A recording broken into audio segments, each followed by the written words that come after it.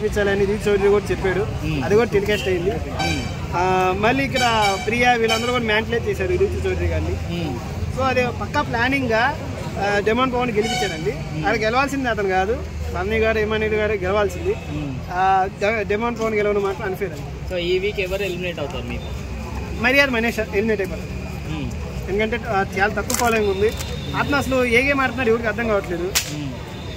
మళ్ళీ first commoners వైపు ఎక్కువ తిట్టింది అతనే. మళ్ళీ తర్వాత కామనర్స్ తర్వాత మళ్ళీ శ్రీజ ప్రియాని రూట్లెస్ ఈడియట్స్ అని తిట్టింది అతనే. మళ్ళీ వచ్చి మనందరం ఫ్రెండ్స్ కదా హాయ్ హాయ్ హాయ్ హాయ్ అని అందరితో కలిసిపోయింది అతనే.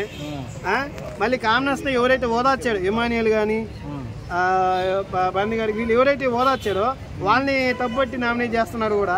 నామినేట్ చేసింది కూడా అతనే. అసలు ఏం గేమ్ అండి, ఏం అర్థం కావట్లేదు. ఎవరే మారారా అంటే మళ్ళీ వాళ్ళు వెనుపోటు పరిచి వాళ్ళని నామినేట్ చేయడం, మళ్ళీ వీళ్ళతో కలిసిపోవడమేనా? కాబట్టి ఖచ్చితంగా ఆయన ఫాలోయింగ్ కూడా లేదు. మారుంటే ఏమైనా ఫాలోయింగ్ వచ్చిండేది, బట్ ఇంపాసిబుల్. అతను లీస్ట్లో ఉన్నాడు, ఎలిమినేట్ అయిపోతాడండి. Thank you. ఓకే.